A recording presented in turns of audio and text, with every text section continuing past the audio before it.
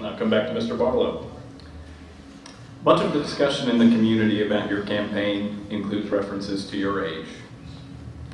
What do you say to people who believe that at 25 years old, a person might lack the personal, professional, or political experience to be a good mayor? Well, I hope that instead of just looking at the actual number 25, they just take a moment and think about who I am as an individual. I was born and raised in Oswego. I started working at my family's family business when I was, around 10 years old. I went to school across the country. I started my own business in the state of Arizona. That business was successful enough. I actually bought my first house in the state of Arizona before I graduated college.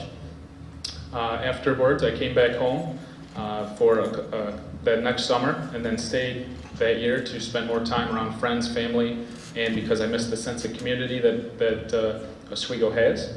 I expanded my third generation family business into Western New York. And at that point, I ran for city council and won in the 5th Ward with 69% of the vote. And I think if you look at my 2 years on the council, for folks who pay attention week in and week out, I would say I've been extremely productive. I've made a substantial difference.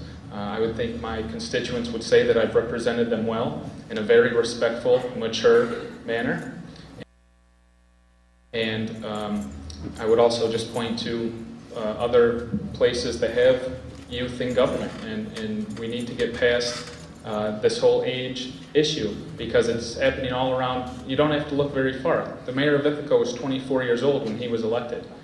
He's up for re-election this year. The folks seem to be happy with him in Ithaca.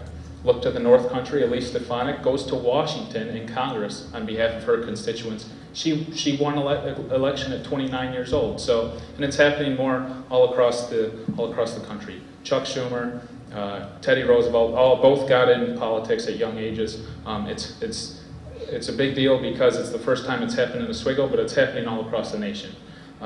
Furthermore, I would just say that youth is an asset in government, particularly when the common phrase, at least that I hear in City Hall, is past practice. Well, the folks at City Hall know today, just from my time on the council, one thing they're not allowed to say to me is, well, this is the way we've always done it. Because listen, I wasn't here before. I don't know the way we've always done it, and I don't care, because I think in many different areas, the way we've always done it has failed us, and times are changing, and it's time to propel Oswego into the future. And we need to be with the times, we need to be current, and we need to accelerate, not be stagnant.